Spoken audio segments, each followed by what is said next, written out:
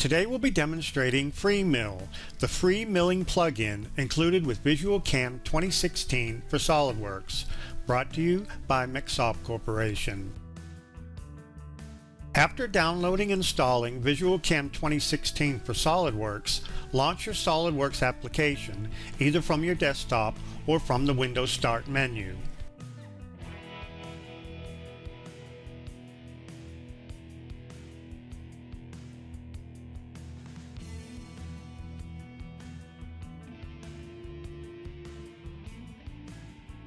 If a VisualCAM license has not yet been activated on your computer, the VisualCAM Get Started dialog is displayed when the add-in is first loaded into SOLIDWORKS.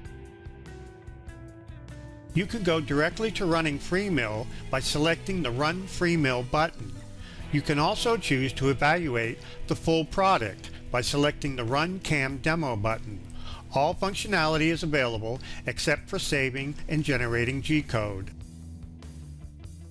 From this dialog, you can also access learning resources and activate your purchased product.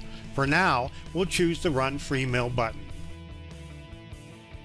We could create geometry right here in the SOLIDWORKS host CAD system.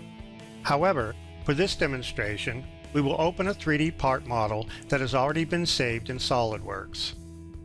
From the SOLIDWORKS main menu, select File and then Open.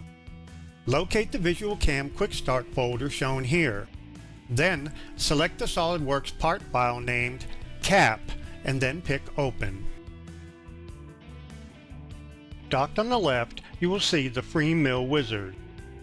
It contains a series of tabs that will step you through the process from part setup to generating a toolpath and post-processing it to create a file that you can send to your CNC machine to cut the part. If the FreeMILL Wizard is not displayed, from the Tools menu in SOLIDWORKS 2015 or SOLIDWORKS 2016, select the VisualCAM 2016 menu and pick FreeMILL. If you are running SOLIDWORKS 2010 through 2014, the VisualCAM menu will be located on the SOLIDWORKS main menu. Okay, let's begin. The first tab in the FreeMILL Wizard is called Set Cutting Direction. This refers to the axis or orientation of the cutter while cutting the part. You can set the direction to align with one of the principal axes of the World Coordinate System, referred to as the WCS. By default, this is set to World Z. The WCS is a fixed, immovable coordinate system that exists in the 3D space of your part file. The WCS is also displayed on the graphic screen. However, the WCS is for reference only. It does not directly control the output of your toolpath.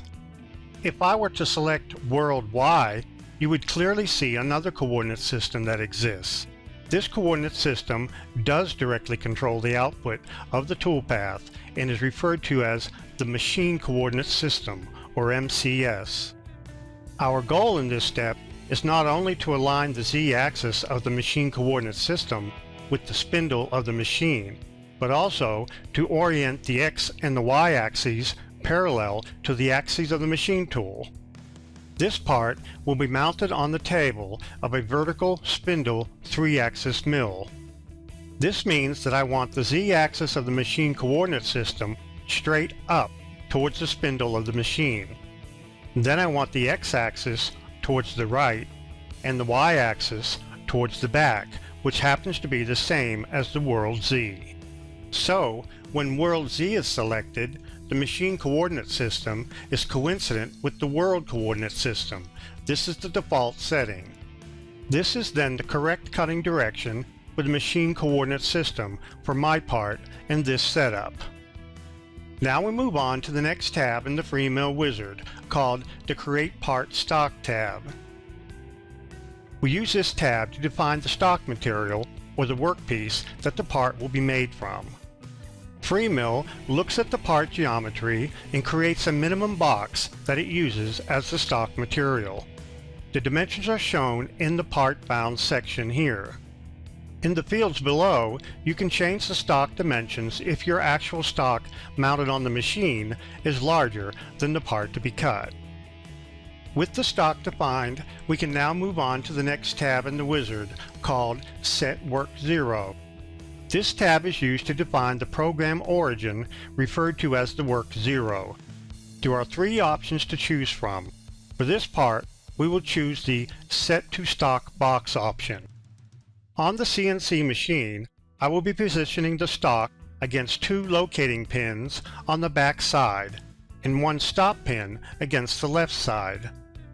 Therefore, the natural place for me to put the work 0 is at the back left corner. So for 0 position, I will select Northwest. I also want the work 0 located at the top of the stock. So for 0 face, I will select Highest Z. As you can see in the graphic screen, this moves the machine coordinate system to the desired location. Now, all coordinate values in our toolpath will be relative to this work 0 origin, according to the axes of the machine tool coordinate system shown here. So far, we've set the cutting direction, the stock, and the work 0. We will use the next tab in the FreeMILL Wizard to create our cutting tool. FreeMILL supports three tool types: a straight ball mill, a flat end mill, or a corner radius mill, sometimes called a bull mill. I'll be using a 1/2 inch diameter ball mill, and the default dimensions shown for the cutter and the holder are acceptable. With the tool defined, the next tab is used to define the cutting feeds and speeds. You can set the spindle speed in RPMs, as well as the cut, engage, and retract feed rate values. You can refer to the diagram in the dialog as a reference. Now we're ready to cut our toolpath.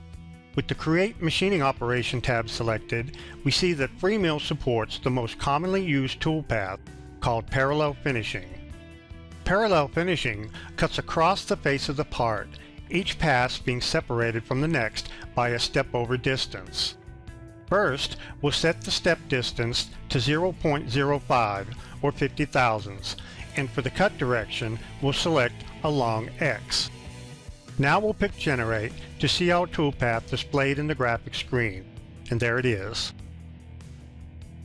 You can also perform a quick simulation to see your process stock model. We'll pick the Simulate button, and there it is. You can also toggle the display of the toolpath in the graphic screen. Now that we've generated and simulated our toolpath, we can move to the last tab in the FreeMILL Wizard and post-process our operation. Post-processing converts the toolpath you see on the screen into a post file containing G-codes that the controller on your CNC machine will use to cut the part. You will find that FreeMILL currently supports over 300 different post-processors. I have chosen the Haas machine, so now we're ready to execute the post. The Save As dialog displays, allowing you to specify a file name and location for your post file. Once created, the post file is displayed in Notepad, listing the G-codes and M-codes for the Haas machine controller. If you look down through the post file, you can see that the Z-axis values are all negative. That's to be expected because we placed the work 0 origin at the top of our stock material, so that all cutting will be in the negative Z direction. This completes our demonstration on FreeMILL, the cost-free milling plugin, including in Visual Chem 2016 for SOLIDWORKS, brought to you from MecSoft Corporation. For further assistance, you can visit the online help supplied with the program or visit www.mecsoft.com for additional tutorials. Thank you.